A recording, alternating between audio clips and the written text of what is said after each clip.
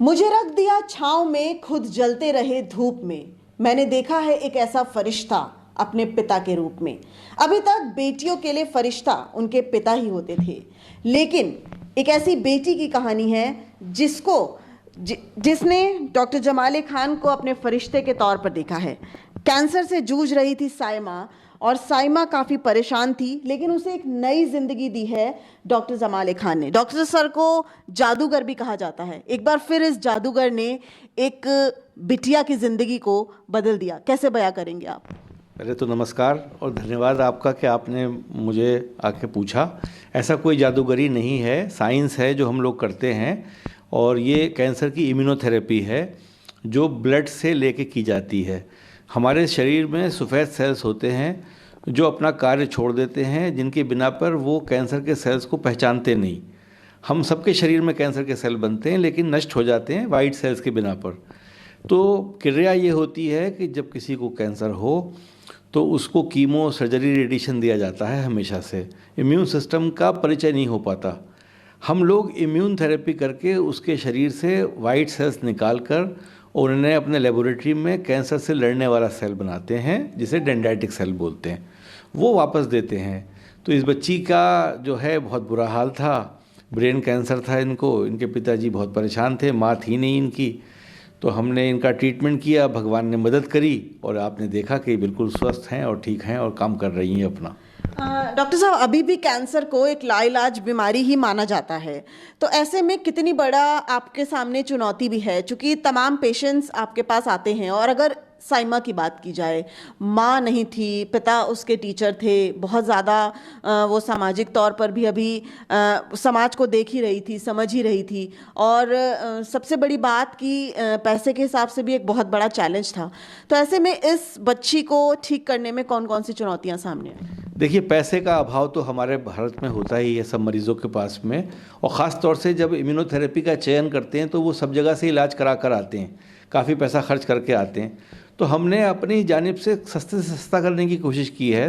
एक संस्था भी बनाई है जो ट्रस्ट है, जो मरीज़ों की हेल्प करती है। उसी सूरत से सब मिल मिलाकर उसके घर वालों ने, हमने मिल के उसका इलाज किया।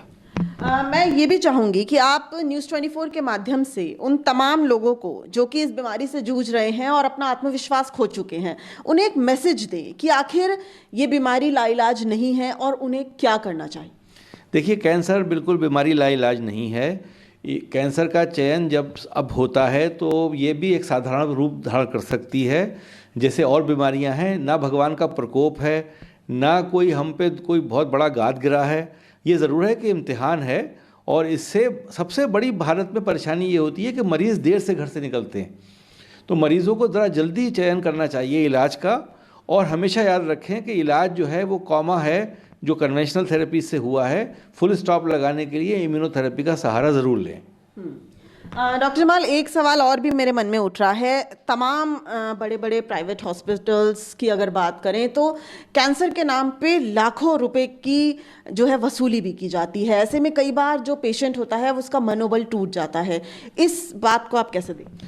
देखिए, जब से पेटेंटिंग का एक एक्ट पास हुआ था कि जो दवाई है वो 7 साल तक पेटेंट रहेगी, उसकी वजह से जो नई दवाइयाँ आती हैं उनका चयन हम लोग करते हैं, कैंसर के डॉक्टर्स करते हैं, और नई दवाइयाँ बहुत महंगी होती हैं। तो वो मजबूरी है हमारी, चूँकि रिसर्च प्रोटोकॉल भारत में इतने नहीं होते, हम दवाइयाँ इंपोर्ट करते हैं बाहर से। तो वो अगर दवाइयों का चयन किया जाता है तो इलाज बहुत महंगा हो जाता है। और हाँ, ये भी ज़रूर है कि पेशेंट भी ना जाकर डॉक्टर से कह देता है कि साहब कुछ भी करिए, मेरे मरीज़ को बचा लीजिए। ये जो मैसेज मरीज़ देता है कि कुछ भी करिए, मैं कुछ भी करने को तैयार हूँ, बचा लीजिए, इससे और लूटपाट बढ़ रही है। वो लूटपाट बढ़ने का कारण ये भी है। अगर हम अपना मन को सावधान रखें, हम अपने सहन से सही काम करें, और हम ये पूछें कि कितना हमारा खर्च होगा, इसमें एस्टिमेट पहले बना लें, तब जाके आगे बढ़ें। ये नहीं कि हमने घर बार बेच दिया, सब ज़मीन बेच दी और इलाज करते रहे, फिर भी कुछ नहीं हासिल हुआ। तो ये बहुत अफसोस की बात है। इसको हमें अपने घर से भी समझना चाहिए, और हम ये समझना चाहिए कि डॉक्टर साहब से हम क्लियरली बता दें कि हम साहब इतना खर्च नहीं कर सकते, हम ये पैसा खर्च कर सकते हैं।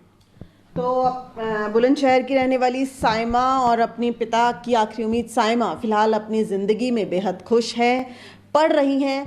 घर संभाल रही हैं, खाना बनाती हैं, अब अच्छे से चल फिर रही हैं। जाहिर तौर पर डॉक्टर जमाल जैसे डॉक्टर्स का कमाल और साइमा का आत्मविश्वास एक बार फिर से उसकी ज़िंदगी को हरा भरा कर चुका है। कैमरामैन जहांगीर के साथ दिव्या अग्रवाल, दिल्ली, न्यूज़ 24।